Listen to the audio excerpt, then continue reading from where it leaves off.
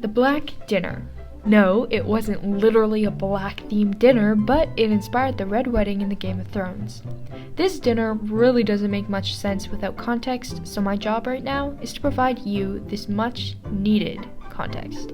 James I was assassinated in 1437 in a sewer tunnel while he was trying to flee from Sir Robert Graham of Kinpont along with a group of conspirators. They killed him because Robert didn't like James's rules, believing they were too harsh. I have no idea what his rules were like, but if Robert didn't like, then Robert didn't like. The fact he was assassinated really almost has nothing to do with the Black Dinner. I just thought it was embarrassing that he was killed in a sewer. Well, now the king's dead, so you're gonna need a new one. And who other than James's 7-year-old son, James, would be a better fit? Although, since he obviously can't make any actual decisions, they put Archibald Douglas as his regent. That means Mr. Douglas made all the actual grown-up decisions for James Part 2.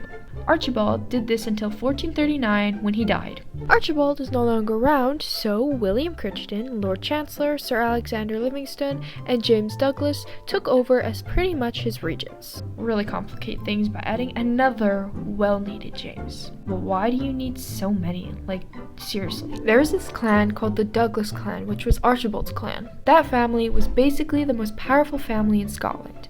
They were a threat to rival families, and if they really wanted, they probably could take the crown. But they didn't plan on doing that anytime soon. But remember these guys? Yeah. Now, in 1440, they wanted to break the Douglases' power. Why? Because why not?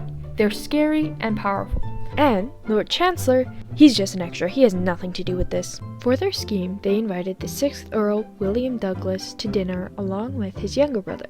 Don't confuse him with James Douglas or William Crichton. While they were dining, having a blast, some dudes just brought in a black bull head and just set it right in front of the two Douglases. I can imagine they are highly confused because honestly, who wouldn't be? The black bull head is actually a symbol of death. And after what I assume a few confusing seconds, they were then just dragged out, just grabbed by the ear and brought to some hill. And James just sits and watches. He had no part in this scheme, so bro was probably just as confused as the Douglases. When the two Douglases were brought to the hill, they were given a mock trial because they protested against the king, which they didn't. They were just chowing down on some good old ham or something. Everybody believed the three guys who made the claim in the first place and labeled the two as traitors.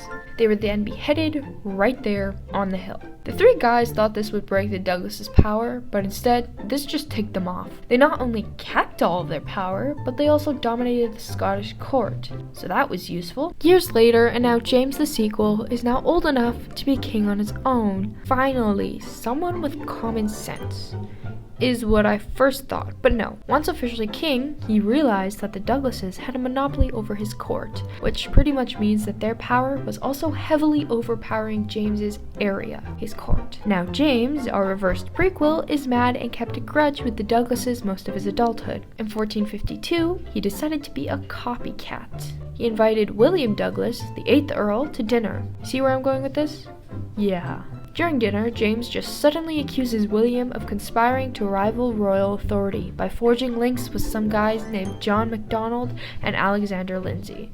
James then decides that for his safety, he should pull out a dagger and stab William 26 times, which is exactly what he did. It honestly just sounds like a child having a tantrum, but a lot more violent and a lot more political. After this, the Douglases and the Stuarts, James's surname, had a civil war. Somehow, the Douglases had to forfeit their land to the crown, along with other finances and castles. Like, excuse me?